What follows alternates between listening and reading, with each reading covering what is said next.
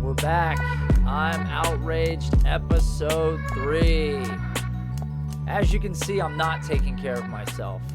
I'm attempting to do workouts at home. I'm not going anywhere. I go to the grocery store very seldomly because I'm trying to keep my distance, social distancing. I don't want to be next to anybody. I don't want to talk to anybody. I don't want to be around anybody at work. Everybody's a danger to me because I'm doing all the right things at this point. I'm not even shaving. Look at this. Look at my neck. This is the itchiest it's been in a long time. And I can tell I'm letting myself go at this point. And there's nothing I can do about it. And until this pandemic ends, you're going to continue week to week, if you're watching, see a diminishing version of myself. This is where I fall off the proverbial cliff. It's not good for me. Things are not good for me. The situation globally is what it is. We're all kind of confined to our homes, more or less. I've built this home gym, as I've told you about. I'm trying to make it work. I'm doing my damnedest, but I'm giving up on shaving. I don't see that in my future. I'm not going to shave until we beat this goddamn coronavirus. That is 100% false. There's no way my wife would let this beard get any longer than it is. It's bugging me. I don't want it around. It's a pain in the ass. It itches. I feel it when I lay on my pillow. I feel it get caught sort of in the fibers of the pillowcase. It's just a total annoyance. I've had a beard a majority of my life, but for some reason, this coronavirus version of my beard has become one of the most annoying things I've had in my life in a long time. It's a pain in my ass. I'm getting older. I'm trying to find things that are going to make my life easier. Things that are going to, simplify what it is that I'm working on sort of in my day-to-day procedures. And with that being said, I have to find ways to streamline my life. And that goes all the way down to fantasy. Because fantasy football requires a little bit of streaming in our lifestyles, streamlining it, making it simplified, finding ways to be better at things. And as you guys are aware, Mr. Matt Kelley let the cat out of the bag this evening. Matt Kelley let the cat out of the bag. And you guys are hearing this Tuesday. I'm recording it Monday. And with that being said, you guys are probably already aware that Matt Kelley has tweeted the first imagery from the new Breakout Finder brand. The logo, the wording, everything's changed. We've made a big corrective effort on this thing to give it an even sportier look than it had. It was something that took us a while, sort of back and forth, having some debates about what we did and didn't want to do with it.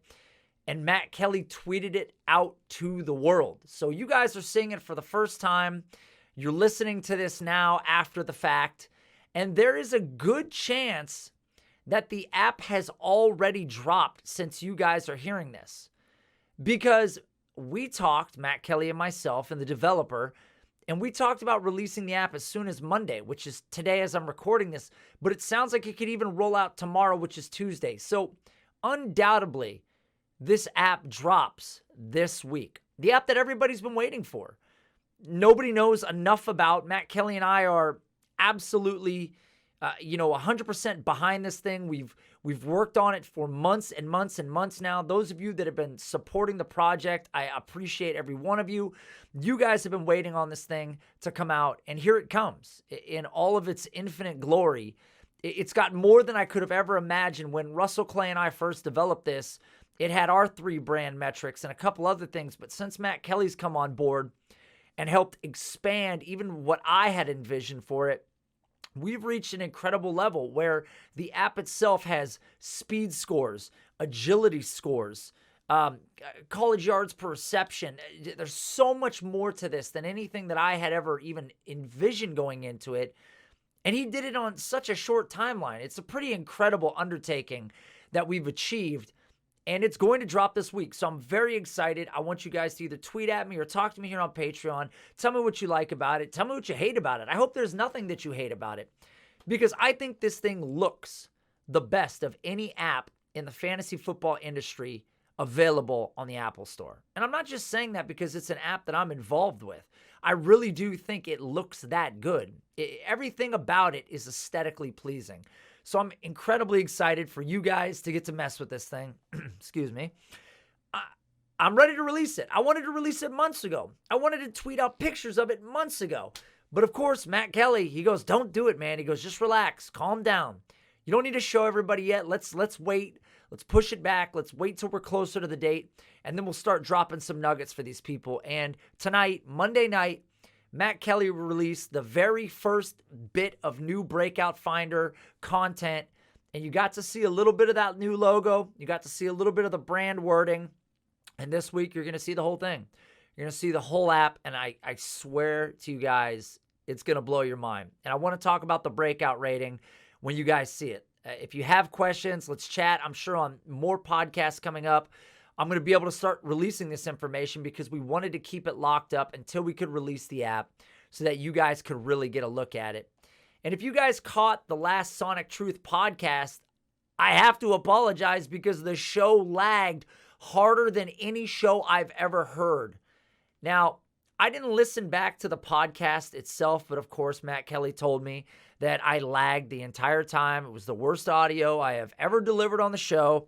So, Matt's great at being a real uplifter. So I appreciate that about him. I appreciate him telling me that my audio sounded like shit and I didn't contribute. And that's great. It feels great to hear that.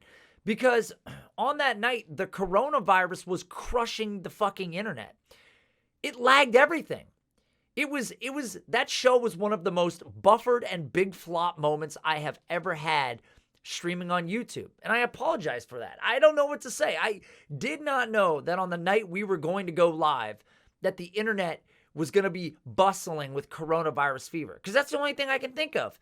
My upload speed was the lowest it has ever been. Even my download speed was knocked down to a third. So for those of you that tried to watch it live, I apologize for what was probably one of the worst performances and hardest buffering videos you've ever seen in your life. But I did receive a comment on Twitter after somebody had watched it back after it had been buffered and loaded to YouTube, and they watched it post-show. And they go, it's interesting watching the show live because I realize how often Nate actually tries to chime in and how much he's really listening. You guys, I listen to every episode. You got to understand, when you're working with Matt Kelley, there's not a lot of room to get in there and get things said. He'll run you right over. So it's amazing that I say what I say. But if you go back and listen to that show, you can see all the times I try to interject and I just can't get any room. It's Matt Kelley, man. What are you going to do? The guy's one of the single greatest talkers we've ever seen in our generation. And unfortunately, I was not able to deliver on that show because my internet was absolutely atrocious. But better things to come in the future. And one of the best things that we can look forward to, assuming that there is a season in 2020, is going to be this Atlanta Falcons offense. I'm saying bet the farm on the offense. Acquire all the players in this offense if you can. Because in 2019... let's go over how each player in this offense finished. Let's start with Matt Ryan. He finished as the QB 11 overall. He finishes the QB 10 overall in fantasy points per game with 17.7. Number 3 in overall pass attempts. Number 3 in completed air yards. And he was top 12 in accuracy rating. And this is all while having a bottom 9 pass protection rate. So the pass protection in Atlanta wasn't great. Matt Ryan was outstanding by all accounts. And there are some transitions in this offense. Some big name players leave to free agency, but they fill those voids almost instantaneously in both cases. Let's go to the running back position. Devonta Freeman, gone. Who do they bring in? Todd Gurley. Todd Gurley is in Atlanta? How ridiculous is that? And I know people are back and forth right now about Todd Gurley. They're questioning, will we see the the 2020 Todd Gurley. What are we going to see with him? Is it going to be the 2015, 2017, 2018 Todd Gurley where he tore the league to shreds? Or are we going to get the 2016, 2019 Todd Gurley who everyone did and is again leaving for dead? At this point in Todd Gurley's career, we know two things. One, he is objectively better than Devonta Freeman. That's not even up for debate at this point. Devonta Freeman is 3 years older than he is, and Todd Gurley, by the metrics, better in all cases, had outstanding years in his past. And two, at his current price tag, why wouldn't he be worth the flyer? Gurley is recently removed from one of the league's most average run-blocking situations, as well as a quarterback in Jared Goff that at times looked completely incompetent under center. Look, the Atlanta Falcons began addressing the offensive line woes heavily in 2019 by acquiring both right guard Chris Lindstrom at number 14 overall and right tackle Caleb McGarry at number 30 overall in the first round. The pass protection of the offensive line was number 13 overall. And then they were number 24 in adjusted line yards. So that wasn't great. But then again, Todd Gurley's coming from one of the most middle-of-the-road run situations with a number 19 adjusted yards, per carry in the league when he played for the Rams. So it's not that far off in terms of the metrics. So it wasn't a big step down for Todd Gurley. And a lot of people believe that this Atlanta Falcons offense takes another step forward. They've added all these pieces around them. This offensive line gets a little more continuity in an additional year. And then we go to the wide receivers and Julio Jones and Calvin Ridley and Laquan Treadwell. Did they only add Laquan Treadwell because they wanted to keep up this all first-round picks narrative? All these guys are first-round picks. You go to Football Outsiders and you look at their metric called the DYAR, which is the defensive adjusted yards above replacement. And this is how they rank these players. And I'm going to read sort of what their quotation is on how they define it. And it says, this gives the value of the performance on plays where the wide receiver caught the ball compared to replacement level, adjusted for situation and opponent, and then translated into yardage. So this metric helps us really understand sort of how these guys were versus a replacement level player in the same position. And in 2019, they ranked number 5 and 6 overall at the wide receiver position. Calvin Ridley ranked number 5. Julio Jones ranked number 6, respectively, on the same offense. And then we look at their fantasy finishes in 2019. Of course, Julio Jones finishes the wide receiver 3 overall in 2019. Calvin Ridley finishes the wide receiver 27 overall. And Ridley was one of just 3 players to finish inside the top 27 with 95 or less passing targets on the year. Only A.J. Brown, who finishes the wide receiver 21 on 84 targets, boner sound effect right here, and Stephon Diggs, who finishes the wide receiver 24 on just 94 targets, finished better than he did. I mean, the next lowest target share inside the top 27 was Tyler Lockett, who finished with 110 targets and ended up as the wide receiver 13. And it makes me question if there's a more efficient wide receiver in the league than Tyler Lockett. I don't think there is. I mean, Michael Thomas is, of course, in the conversation, but Tyler Lockett is the wide receiver 13 on 110 targets? That's ridiculous. People should be going out and getting Tyler Lockett. Maybe. Wait till I get to my cringeworthy tweet. And then they let Austin Hooper leave in free agency. And they trade for the former first-round pick, Hayden Hurst, this offseason. And they didn't just send a 7th-round pick. Oh, no. They sent a 2nd and a 5th-round pick for Hayden and got him and a 4th back, which means they plan on using him. They invested serious draft capital into Hurst. And we know that Matt Ryan loves his capable tight ends, dating all the way back to Tony Gonzalez, and most recently, Austin Hooper. Hell, in 2015, even Jacob Tamme had an 81-target, top 13 tight end season with Matt Ryan. So Hayden Hurst could very well be the next man up because a career lack of volume has severely diminished his value, but Atlanta could be the remedy for that. Hurst, a player who finished number 6 in yards per pass route and number 6 in true catch rate, is stepping into the best opportunity of his career in Atlanta. Matt Ryan is just 35 years old. coming off a season where he played just 15 games, but was on pace to set a career high in pass attempts. I just wouldn't sleep on Atlanta in 2020. If we get a full season, Hayden Hurst, Julio Jones, Calvin Ridley, Todd Gurley, take your pick. All of these guys are going to have incredible weekly floors. I believe in Todd Gurley in this offense. I hope that we get a rebound Todd Gurley, a healthy Todd Gurley. Things haven't been right for him over the past few years. But the Rams also looked hyper dysfunctional.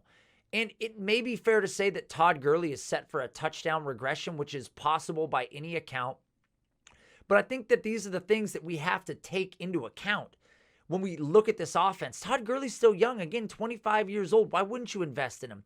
The problem is that Todd Gurley's value was starting to hit the bottom when he was a Ram, when he was close to getting cut. Now he ends up in Atlanta, and of course, his people still believe in him. More people think that we're going to see the regressed version of Todd Gurley. I don't necessarily believe that. He hasn't had a competent passer like Matt Ryan around him yet in his career. Matt Ryan's one of the better quarterbacks in the league. He's got Julio Jones on the outside. He's got Calvin Ridley, who's been fantastic on the outside.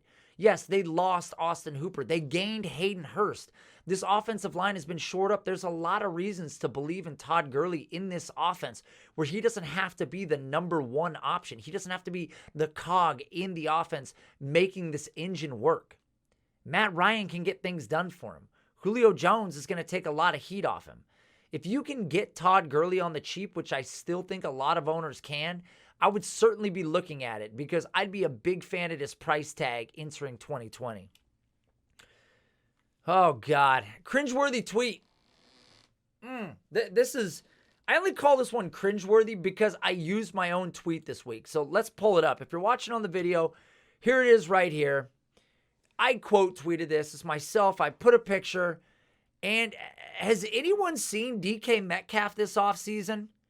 Has anyone seen him? If you have not seen him, go to my Twitter account, @AnOutragedU. Look at this video if you want. Skip to this point in it. I hope you get here. I took a picture from DK Metcalf's Instagram account. It's him in a pair of teal shorts. His abs are popping. I don't even know how many abs he has. Let me count. 1, 2, 3, 4, 5, 6, 7, 8, 9, 10, 11. He's got 13 abs. He's got so many abs. Clearly, DK Metcalf isn't having problems working out with the coronavirus. The guy looks like he's in the best shape of his entire life, which is hard to believe because he's already the most fit wide receiver I've ever seen in my whole life. Sell Tyler Lockett. This is not good for him. DK Metcalf, everybody said he was going to be he was going to be the reincarnate of every ripped player that ever played in the league that flopped. But it didn't happen that way. DK Metcalf was as good as his body looks. He was absolutely incredible as a rookie. So we can only assume that going forward with the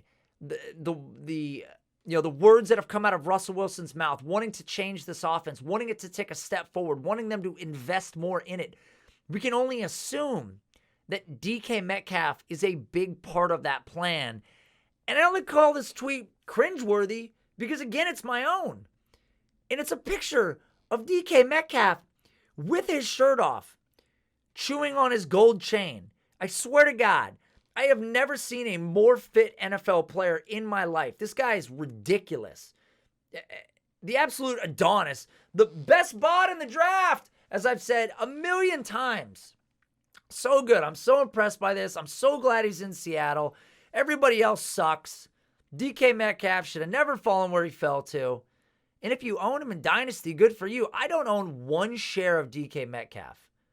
I don't own one share of DK Metcalf. And it makes me sad because I wish I did because I believe in him so much. And you could see going into the playoffs last year and late in the season last year when Tyler Lockett was not at his healthiest at the end of the year that Russell Wilson was leaning on DK Metcalf at big moments. And we know that that's going to continue to grow as they go forward. And I would sell a lot to get DK Metcalf. And I may try to make a play for him in the coming weeks. So I'll keep you posted on that. But regardless, most ridiculous body I've ever seen on a player. And I just wish I had that body. I just wish I could get there. I just don't see it. I don't see it in my range of outcomes. It's not in my ceiling. If you saw what my dad looks like, you would know I'm just not going to get there. Okay. I got a bone to pick too. I got a bone to pick here. So Spotify playlists that are mislabeled. You know, I make playlists myself. I have a couple. If you guys want to see them, hit me up on Twitter. Hit me up here on Patreon privately. I'll send you links to some playlists that I've built because I always work out to a playlist. It's what I do. I can't work out with no music.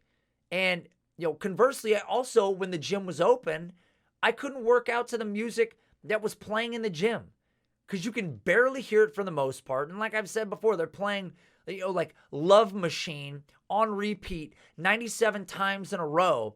I made this joke to my brother one time when it literally was on in the gym and we were bench pressing and I had X amount of weight on the bar and I was trying to press it and I couldn't get it up and I couldn't get it up to Love Machine. Think about that for a second. Couldn't get it up when Love Machine was on. Ridiculous. And that's why I wear headphones at the gym, because I don't want to realize and live another moment like that ever again in my life. So I make my own playlists. You know, some people make their own candles. They make their own butter. What's the difference? I make a playlist. The point is, sometimes I feel like I've listened to every song that's available, and I get tired of it. So I go out and I look for a playlist. I search by keywords. I search fire. I search energy, workout energy. Heavy weight workout energy on a Tuesday. I don't know. I jam it all together like Google and I see what I get in return. But I get these energy playlists and it's like 6 slow ass Coldplay songs in a row. And I'm like, what is this? Where's the energy? I want to see the guy or girl who made this playlist. So sometimes I hunt around for these playlists. And today, while I was doing my workout, I gave in to one of the most misguided and incomplete playlists I have ever embarked on. And I started to live tweet this. Then I realized how embarrassing it was what I was live tweeting. And I said, Nate, you got to get a life. You can't be letting the world know how embarrassing some of the playlists that you listen to are. But I found myself today working out to a playlist. I can't believe I'm going to say this. I decided to work out to a playlist that was called the Bad Bitch Playlist. It's ridiculous. I know it's ridiculous. The Bad Bitch Playlist. I was like, well, yeah, I guess why not? I mean, I don't know what else to do. I can't go to the gym and I don't have any other songs. I've got playlists with like 700 songs on them that I put on there. And I've heard them all. I've heard every song that's out there. So I go, screw it. I'm going to listen to the Bad Bitch Playlist.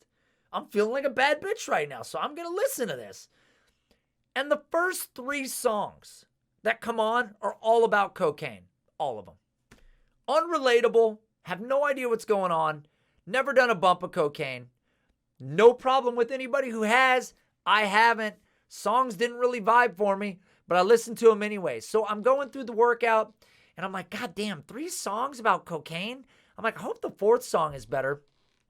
And then the next 3 or 4 songs had male vocalists or male rappers. And I'm like, wait a minute. You said that this was a bad bitch playlist. These aren't bad bitches. These are shitty rappers. And one guy was a great singer. I actually think it was a Brian McKnight song. So I dug it. But then it got even crazier. I'm like, okay, wait a minute. So it's a bad bitch playlist. I got 3 songs about cocaine. Half the songs are guys singing or rapping. They're not even bad bitches. The cover image is of Cardi B or something. I couldn't tell. It's so small. Why can't I make that thing bigger? Then the next song, after 3 cocaine songs and 4 songs by dudes, was a Dolly Parton song. How did Dolly Parton even make this playlist? Was Reba McEntire going to come on if I listened far enough into this thing? What the hell's going on here? I mean, and then your classic songs came on. Billie Eilish came on and, you know, Camila Cabello. I don't know what her name is. I'm sorry. I don't know what her name is. I don't know pop stars anymore. Ever since the coronavirus came, I don't know anything about what's going on outside except the coronavirus. It consumes me. I woke up the other night on Saturday at 3 a.m., which is way earlier than I ever wake up. And of course, like an idiot, I picked up my phone and I started reading some article that a doctor was interviewed inside of. Then at 3:30 after I finished the article, I'm a slow reader, I put my phone down and went back to sleep. That's how consumed I am. I gotta let this thing go. So I thought, I'm gonna shed all my stress of the world with the Bad Bitch playlist. It didn't help at all. It didn't make me feel any better by the time it was over. Admittedly, the workout was okay, but I was just trying to lift as fast as I could because as soon as the Dolly Parton track came on, I go, oh God. I go, what the hell else could possibly be on this playlist? Guys are on it. Drug songs are on it. Dolly Parton's on it. None of it made sense. If you guys want to see this playlist, let me know. I will link you to it. It's the worst playlist I've ever heard. And I'm going to get to some meat for you right now. Sell DALVIN Cook. Sell him. I know people are saying, what are you talking about right now, Nate? What in the world are you talking about? And I am going to open up my recent poll because I ran a poll on Twitter.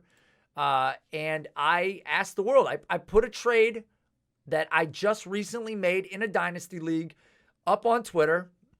And the poll had 400 votes. A lot less than I wanted to get. Very upset about that. Very ashamed. Just shows what my poll in the community is these days. But the side of the trade that I was on was favored basically 67% to 33%. So I'm going to go through the trade right now because I want you guys to know, because I've been told that more people want to hear about trades and the analysis behind trades. And this reason why I'm saying sell DALVIN Cook. And let's see if you agree or disagree with me. And here was the trade. And again, if this happens too fast, you can go to my Twitter. You can see it in all of its infinite glory. But I sent DALVIN Cook a 2020 second and 3 2020 second round picks. And they were the second pick of the second round, the fourth pick of the second round, and the fifth pick of the second round. So I sent DALVIN Cook and 3 early 2020 seconds. In return, I got the 101, swing, the 104, kaping, and a mid-2020 second. And I always do my best to squeeze these extra picks in during trades because when he first came to me, he wanted DALVIN Cook and those 3 second-round picks, and he wanted to give me the 101 and the 104. And I said, I don't do that. That's not how I do deals. Because that was a fair trade. That was more even. Some people may disagree, but that was more even than when I got him to shoehorn in a future second-round pick. And I always do this, especially a full year out, because oftentimes dynasty owners don't have the optics to recognize a deal that's this far out in the timeline. They don't know the prospects on the horizon. They don't know their upside. And therefore, they automatically devalue these picks because they can't put a face to it. They can't put a name to it. And just to make myself extra confident about adding that pick, I went to the breakoutfinder.com database and looked at our future draft pick optimizer to get a good idea of who would be there. And at that point, I couldn't contain myself anymore. I had to send the deal because this draft pick optimizer will help everybody. Guys just like you, you'll have to go to the website to get it when it's available, but you'll be able to look at a mid-round 202 or whatever you assess their pick at, this mid-round, second-round pick. And you'll be able to go, well, who's going to be there at 205, 206, 207?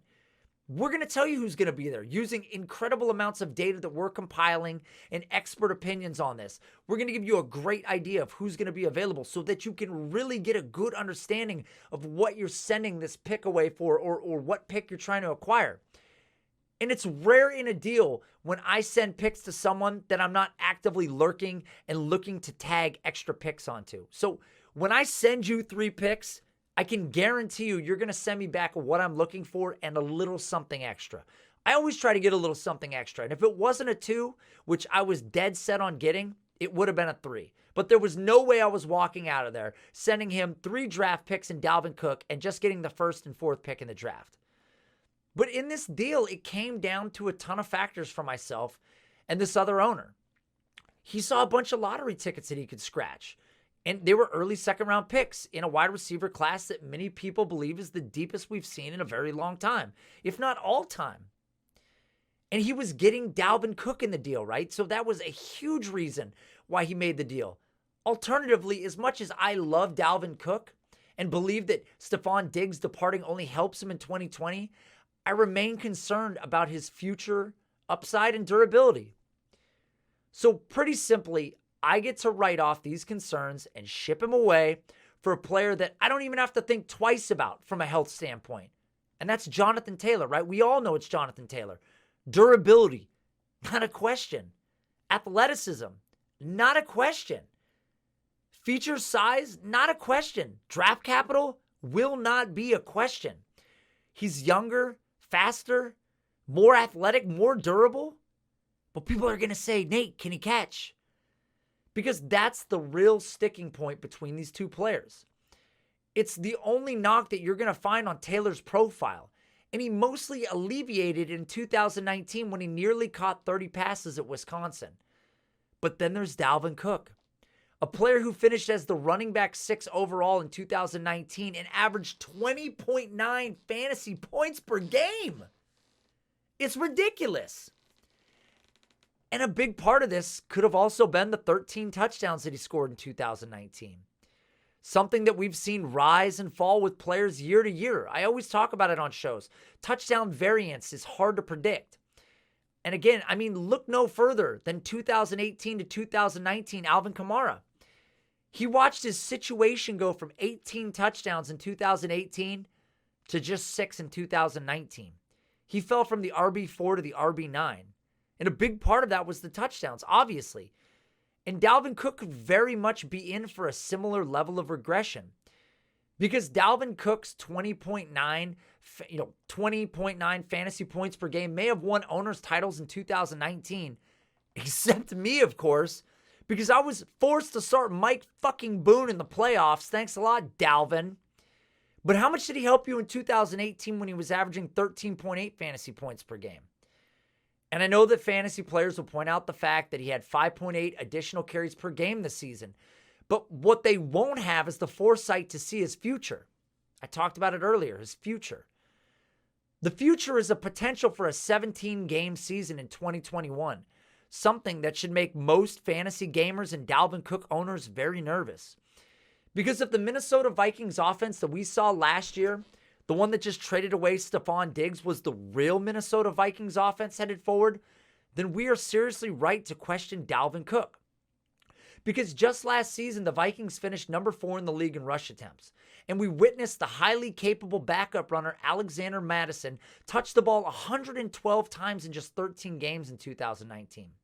Mattison, a player who ranked number 2 in breakaway run rate, as well as finishing in top 10 in yards per carry. And his opportunities weren't by accident, because even the Minnesota Vikings know that every time DALVIN Cook has the ball in his hands, they're playing with fire. An ACL tear cost him 2017.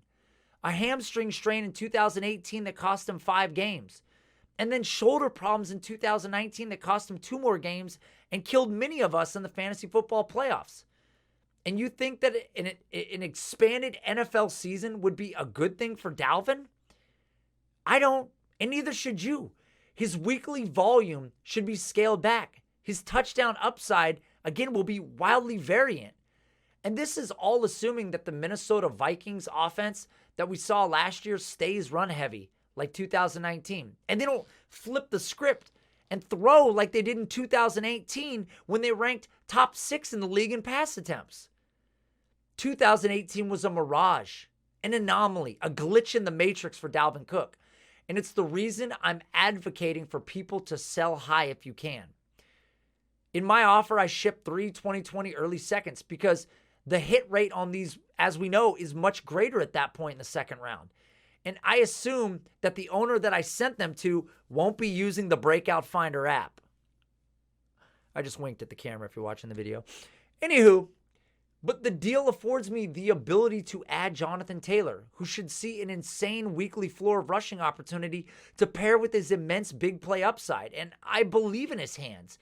We saw it in 2019 at Wisconsin. He's very capable as a pass catcher, and he's a super freak athlete and should be the first running back off the board. And then I'm sitting there with the 104. And I can take whatever running back I want that falls to me. Could be Cam Akers. Could be DeAndre Swift. Could be J.K. Dobbins. I don't care. I'll be happy either way. And then on top of that, I got this owner to toss in a future mid-second round pick in 2021. And it's ammo for future deals. Because the idea of walking into 2020, or worse, 2021, and watching Dalvin Cook's touchdowns regress and volume decline and injuries persist while Jonathan Taylor sets the league on fire makes me feel physically ill. So here's tomorrow's newspaper for you today.